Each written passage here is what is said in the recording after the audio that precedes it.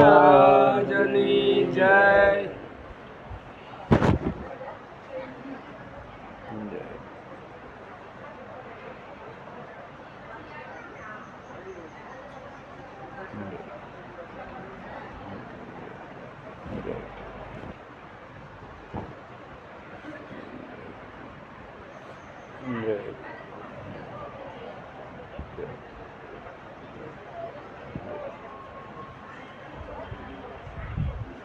સદગુરુ મહારાજની જય.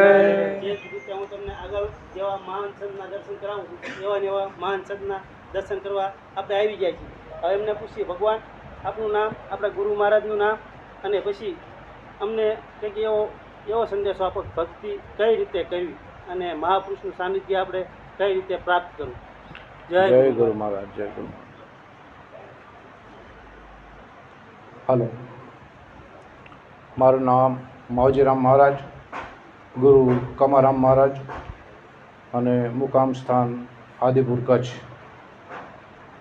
તો આપણે જે ભક્તિ વિશે વાત કરી કે ભક્તિ કઈ રીતે કરવી, મહાપુરુષો ભક્તિના અનેક દ્રષ્ટાંત દઈ ગયા છે, અને આગળ વખતા પણ મહાપુરુષોએ ભક્તિની ખૂબ સુંદર વાત કરી. તો ભક્તિને પ્રાપ્ત કરવા માટે શું કરવું જોઈએ અને તો ભક્તિ કરવા માટે પહેલે તો આપણે નિષ્ઠા જોઈએ અને શ્રદ્ધા જોઈએ. જેવી રીતે સબરીને ભક્તિ કરી, સુંદર ભક્તિ કરી સબરીએ, અને સબરીને એક જ વાત હતો કે મારે રામના દર્શન કરવા છે.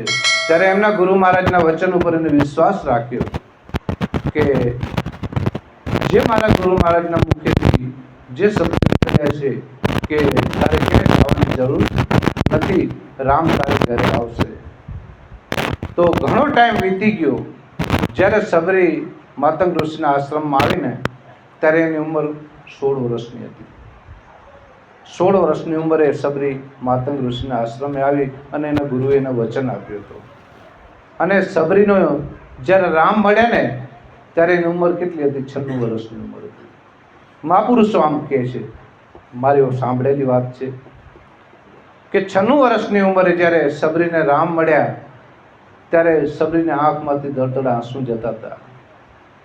ત્યારે રામે કીધું કે સબરી માતાજી, હવે આપ રોવો શું કામ છે? તમે રામની તમન્ના હતી તો રામ તમારા સામે છે. તો કે મને એના આંસુ નથી, મને તો હરખના આંસુ છે. તો કે હરખના આંસુ એટલે કઈ રીતે મને સમજાવો. ત્યારે સબરી રામને કહે છે કે આજે મને એ આંસુ આવે છે કે આજે મારા ગુરુનું વચન સિદ્ધ થઈ ગયું. મારા ગુરુએ મને વચન આપ્યો હતો કે તારે ક્યાંય જવાની જરૂર નથી, તારી ઝૂંપડીએ રામ આવશે. તો આ સબરીની ભક્તિ હતી. આવી જેને ભક્તિ કરી, જેને ભક્તિમાં નિષ્ઠા છે, અડગ નિષ્ઠા, કારણ કે આ મહિમા વચનનો છે. જેને જેને વચન પાડ્યા છે ને એનું વચન આજે પણ સિદ્ધ છે. કોઈ ગુરુ વ્યક્તિ નથી, ગુરુ કોઈ દેહ નથી. આગળ પણ મહાપુરુષે એ જ વાત કરી હતી. જેને જેને ગુરુના વચન ઉપર વિશ્વાસ રાખ્યો છે ને એના કાર્ય આજે પણ સિદ્ધ થાય છે. એટલે ગુરુમાં શ્રદ્ધા અને ગુરુમાં નિષ્ઠા, જો આ બે વસ્તુ નહીં આવે તો ભક્તિ સિદ્ધ થતી નથી. કારણ કે મહાપુરુષો તો એક જ મહિમા બતાવે છે, સમાગમ સંતનો સુખકારી, લ્યોને રામ નામ હૃદય ધારી. સમાગમ સંતનો સુખકારી, રામ નામ લેવાનો કીધો છે. શું કીધું? રામ નામ લેને હૃદય ધારી. જ્યાં સુધી હૃદયમાં રામ નામ નક્કી ન થાય તો આ નક્કી કોણ કરાવે? આ સંત કરાવી શકે. સંત સિવાય કોઈ નક્કી કરાવી શકતો નથી. એટલા માટે મહાપુરુષો આ મહેનત છે. અને ગુરુ સિવાય કોઈ નક્કી કરાવી શકે નહીં. કદાચ બધાએ પણ એમ કહેતા હોય કે રામ સર્વે વ્યાપક છે, અણુ અણુમાં પરમાત્મા છે, એમ તો બધાએ બોલે, પણ આમાં પરમાત્મા છે એ કોણ કહે? આમાં જે નક્કી કરાવે એ સદગુરુ. કારણ કે એની જ્યાં સુધી યુક્તિ મુક્તિ ન મળે, અને આ યુક્તિનો ખેલ છે, યુક્તિ સિવાય વાત નક્કી થતી નથી. ભાગ ત્યાગ લક્ષણા કરી તું માયાનું વિભાજન કર, શેષ વધે તે ઈશ્વર છે. શબ્દમાં છે પણ શબ્દાતીત 52 તત્વોમાં છે પણ તત્વ નથી સર્જનહારો. બધામાં પરમાત્મા તો વ્યાપક છે, કોઈ જગ્યા ખાલી નથી. પણ કઈ રીતે છે, કેમ છે, આની નક્કી ગુરુ કરાવે છે. સદગુરુ સિવાય આ વાત નક્કી કરાવી શકતો નથી, પણ ગુરુમાં નિષ્ઠા હોવી જોઈએ. સત્ય શબ્દ ગુરુજી સુણાવે, વસ્તુ છે અણમોલ, વસ્તુ છે અણમોલ, આવે મારા ગુરુજીની તોલ. આ ગુરુને તોલે આ વસ્તુ પણ નથી આવતી, કારણ કે ગુરુ ઈશ્વર છે અધિક હે બ્રહ્મરૂપ ભગવાન, કહે પ્રીતમ પદ પરસતા કાટે કોટી અજ્ઞાન. આ પદની વાત કરી છે, કોઈ વ્યક્તિની વાત કરી નથી. ગુરુ પંકજ પદ પૂજતા 14 લોક પૂજાય, શિવ વિરંચી શારદા આ ગુરુ તના જસ ગાય. આ જસ ગવાય છે એ ગુરુના ગવાય છે, કોઈ વ્યક્તિના જસ ગવાતા નથી. એટલા માટે ગુરુનો મહિમા ઉત્તમ કીધો છે. સત્ય શબ્દ ગુરુજી સુણાવે, વસ્તુ છે અણમોલ, વસ્તુ છે અણમોલ, નાવે માર ગુરુજીની તોલ. સત્ય શબ્દ ગુરુજી સુણાવે, વસ્તુ છે અણમોલ. એ ઘાટ ઘડીને સોનો સુહાવે, સોની કરે એના મોલ, સોની કરે એના મોલ. હીરાની પારેખ ઝવેરી કરાવે, હીરાની પારેખ ઝવેરી કરાવે, ત્રાજવે નાખી તો.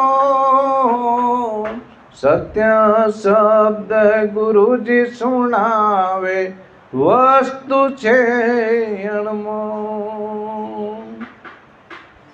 એ પોપટ જેવાને પાંજરે પૂરી, માનવ બોલાવે બોલ, માનવ બોલાવે બોલ.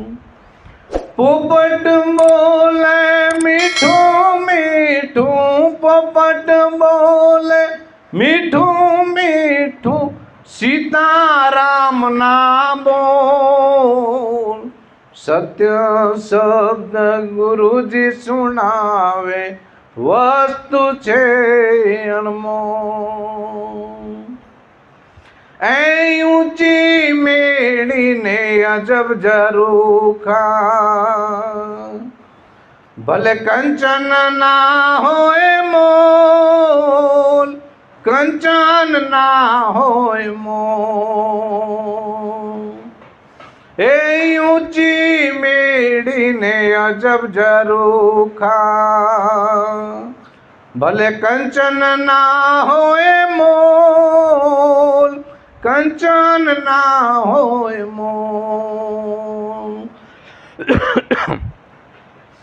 પંડિત થઈને પંડિતાઈ કરે, પંડિત થઈને પંડિતાઈ કરે, એની વાતું પોલમ પોલ.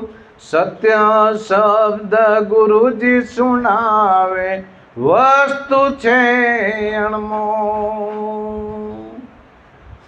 એ ગુરુ આરતી રામ અભિયાસી મળ્યા, ખજાનો નાખ્યો ખોલ, ખજાનો નાખ્યો ખોલ. આવા ગુરુ મળે. એ ગુરુ આરતી રામ અભિયાસી મળ્યા, ખજાનો નાખ્યો ખોલ, ખજાનો નાખ્યો ખોલ. દાસલાલજી પર દયા કરી, દાસલાલજી પર દયા કરી, મારો જીવન થયું અણમોલ. સત્ય શબ્દ ગુરુજી સુણાવે, વસ્તુ છે અણમોલ. વસ્તુ છે અણમોલ, નાવે મારા ગુરુજીની તોલ. સત્ય શબ્દ ગુરુજી સુણાવે, વસ્તુ છે અણમોલ. આ શબ્દ ગુરુ સિવાય કોઈ શબ્દ આવી શકતો નથી. કારણ કે પારસ और संत में बड़ो अंतरो जान, पारस लोहे को कंचन करे, संत करे आप સમાન. પારસમણીમાં એ તાકાત નથી કે એ પારસમણી બનાવી શકે. પારસમણી લોઢાને અડાડવાથી સોનાનો જરૂર બની જાય, લોખંડ સુવર્ણનો બને, પણ પારસમણી બની શકતો નથી. તો સંત તો આપ સમાન બનાવે છે, પછી એ જગ્યાએ ભેદભાવ રાખતા નથી. એટલે કે ઘાટ ઘડીને સોનો સુહાવે, સોની કરે ના મોલ. આના મોલ કોણ કરી શકે? આ શબ્દની તો જે તોલ કરતા હોય તોલ કરી શકે, બાકી તો કે ગાતા હતા કાંક શું ગાતા હતા એ ખબર નથી. કારણ કે આ મહાપુરુષના શબ્દ વચન એવા મોતી જેવા છે. આ મોતી તો હંસ હોય ને એ જ ચૂગી શકે, માન સરોવરના હંસલા હોય ને એ મોતી ચૂગી શકે. એટલા માટે કે ઘાટ ઘડીને સોનું સુહાવે. જ્યાં સુધી આપણી દ્રષ્ટિ ઘાટ ઉપર હોય ને ત્યાં સુધી અઘાટની પારખ થાય એવી નથી. કારણ કે ઘાટ પરથી દ્રષ્ટિ હટાવી લીધી.